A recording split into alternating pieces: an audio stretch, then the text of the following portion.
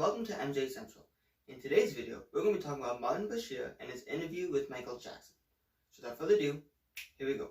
Alright everybody, so Martin Bashir is in quite a bit of trouble right now, and if you don't know why, it's because an investigation started with him and his interview with Princess Diana. So if you don't know about that, here's an article about talking about that right now. Alright everybody, so here we do have an article. Once again, it is from MJ Vibe. I try not to do all of my stuff from MJ Vibe. It is a great news source, and they usually have articles about things that's not on other articles or not on other websites. But I try to pick one from like CNN or BBC or something like that, but this one just had a really great understanding of both sides and something cool at the bottom that I would like to show in this video. So yes, everybody, so here we go. It's called Michael Jackson Fans Demand Investigation on Martin Bashir's Living with Michael Jackson. I'm sure you guys have all watched it. There's Michael Jackson and Martin Bashir. Here we go, everybody. So it says Martin Bashir is currently in the spotlight regarding his 1995 interview with Princess Diana. An inquiry led by the former Supreme Court Judge Laura Dyson has suggested Bashir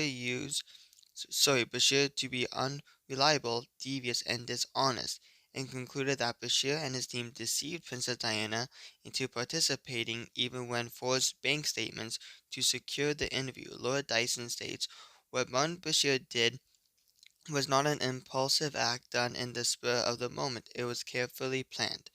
What he did was devious and dishonest." The report shows that Bashir repeatedly lied, but also acknowledges a serious breach of journalistic ethics and BBC rules. Prince William and Prince Harry have both made statements regarding the ruling and suggested that Bashir's interview was the catalyst for Princess Diana's paranoia, in the last few years of her life, and set a course that led to her death on August 31st, 1997. Following Dyson's investigation, Martin Bashir steps down from his role as the BBC's religion editor due to ill health. In the aftermath, many journalists and broadcasters are scrambling to condemn Bashir's actions and disassociate themselves with the concept of bad journalism, which 100% he is. A move of irony, as Bashir was hailed by his journalistic peers and even awarded for his 1995 special and secured lucrative job opportunities off the back of its success. That's right, everybody. So that is what Martin Bashir, why he's under fire right now with Princess Diana and her family. Of course, rest in peace to Princess Diana, much missed. And now let's talk about this. Alright, everybody. So there we go. We know that Martin Bashir deceived Princess Diana to get this interview, and it finally came out, I believe, 25 years later. So, all your actions have consequences, and that's a perfect example right there with Martin Bashir. Now, Martin Bashir has gone on to apologize to her sons and says that, Martin and Diana were friends. And that, he did apologize, but he doesn't believe that the interview or anything impacted her in a negative way. And it's stuff that happened after the interview, like her untimely death and stuff, has nothing to do with him. Okay, so that's pretty much like the scoop for the Martin Bashir and the Lady Diana interview. And now let's talk about Martin Bashir and the Michael Jackson interview. Alright, everybody, so continuing on with the same article, here's the Michael Jackson part. So one such opportunity was the chance to interview Michael Jackson, who hadn't offered an all-access interview since his special with Oprah Winfrey in 1993, which she would, of course, gone to betrayal Michael on numerous occasions. For any journalist, the chance to document the most talked about artist of all time was the scoop of the decade. So for 8 months, from May 2002 to January 2003, Bashir followed the King of Pop, promising to create an honest documentary on Michael Jackson's life with the star's participation. The finished program aired on ITV in the UK on February 3rd, 2003, and on ABC in the US on February 6, 2003, and appeared as hatchet job of mismatched moments that used tabloid sensationalism as their stimulus. Sorry guys, I said that wrong. Following the airing, Michael Jackson complained to television watchdogs about the program which he claims utterly betrayed him. You can read the full statement there if you'd like to check out the article, mjvibe.com. Be my guest, of course. To rebut the program, Michael released a second interview titled Take Two, The Footage You Were Never Meant to See, which aired on Fox in the US and Sky One in the UK. The footage was filmed by Hamid. I'm sorry if I'm not. I'm not gonna pronounce the name. I'm gonna say it wrong. I apologize. From Michael's own documentation of events, yet some of the footage including that of the Arvizo family extremely praising Michael, was not handed over for the original program, and only came to light when that person apartment was raided as part of the 2003 investigation. They later sued Michael Jackson, regarding the use of compensation for the footage. You can read the full article there. The Bashir program led to a series of events that caused Michael's arrest on November 20th, 2003, and a trial ensued. Beginning on February 28, 2005, Michael was fully acquitted on June 13 of the same year. During the trial, Michael's attorney Tom Mezzo showed the court documentation that suggested Bashir had fabricated documents to persuade the singer to be interviewed. Through his legal representation, Bashir refused to answer questions posed by Mezzo. Celebrities and friends of Michael also spoke out, including Madonna, who was so right. This is what she said, everybody. I haven't seen that documentary, but it sounds disgusting. Like Bashir exploited a friendship. Publicly humiliating someone for your own gain will only come back to haunt you. And you can say that it is. I can assure you, all their people will be sorry. God's going to have his revenge. Beautifully said by Madonna. Ultimately, the trauma of the accusations, the trial, and the view of the general public after the Bashir program had a lasting impact on Michael's life and career, and started a chain of events that led to certain associations, agreements, and complications which, it can be argued, caused his untimely death in 2009. For decades, Michael Jackson fans have highlighted Bashir's unethical conduct and dishonesty, and was written off as fan hoopla. Now, the general public have been given the opportunity to hear about the type of journalist Bashir was from other sources as a result of the Dyson inquiry. It is now time for the world to know about the full story behind Bashir's living with Michael Jackson. And so we are asking ITV to launch a full inquiry. Okay, so it's talking about how they want ITV now to also do the same thing. Um, what they did with Mon Bashir with the Diana interview, and you can also sign a petition right here to open up an investigation. And I did that as well, and I really hope you guys do that too, because we need justice once again for Michael Jackson. All right, so let's talk a little bit more about this. And there you have it, everybody. In the link below of this video, okay, I'm going to put a video. It's an interview from Taj Jackson, and I can't remember the name of the show today. Sunrise. I'm sorry, I can't remember the name of the show.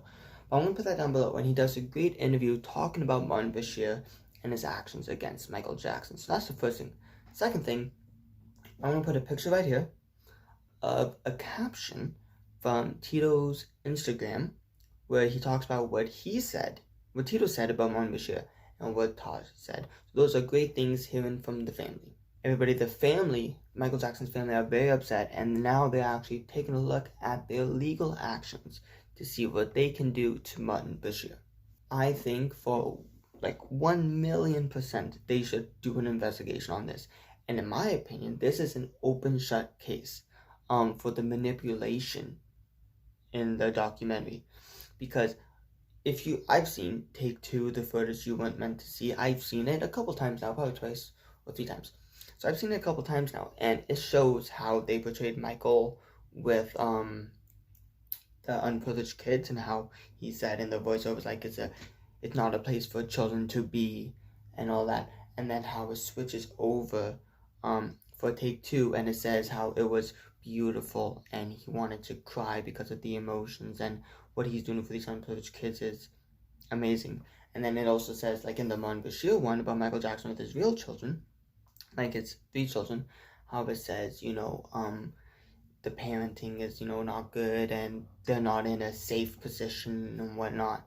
And then when you switch over to footage you weren't meant to see, Take Two, he talks about how he's a brilliant father, and how it made Martin so happy to see Michael with his father, and how he's parenting them.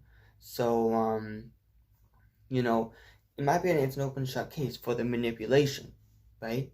and you just got to see what Martin put out and then what was actually captured, uncut, unedited, no voiceovers, about the same situations but two different stories. It's also known that Martin probably forged Michael Jackson's signatures, because there was a document when they were doing the 2005 trial, and Michael Jackson would have signed, and it doesn't look like his normal signature, and Martin Bashir refused to answer that in court, and I believe the picture is in the interview of Taj that I'll leave down below, so definitely check that out. I believe this is an open shut case for Martin Bashir. It's time that he pays for what he did to Lady Diana and to Michael Jackson. And yeah, but now the question is about Taj saying is could this have led to Michael Jackson's untimely death? And to be honest, I'm gonna say yes, it played a part in it. As Taj has said, and as all of you guys know, that trial broke him.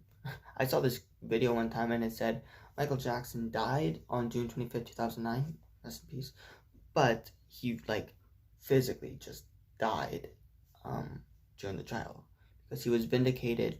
And something that I'm just gonna repeat everything Taj said in the interview, but he said that there's real jail, then there's media jail, and Michael Jackson never went to real jail because he was rightfully acquitted, but he stayed in media jail because to this day, not everybody of course, but people will still be like, oh, Michael Jackson pedophile.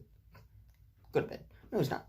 But yeah, I believe it's because of this interview that Michael Jackson got charged with the molestation, and Martin Bashir tries to say that, oh no, he got charged, that has nothing to do with you and nothing to do with Martin, but him and Gavin were friends, and after the interview played on air,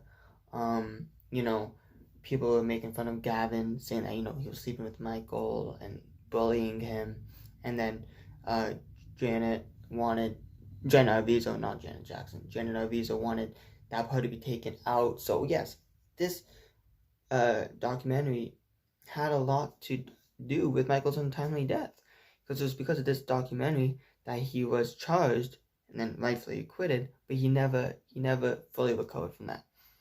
And a lady said in a different video I watched, you can tell he never fully recovered from that because he died trying to come back.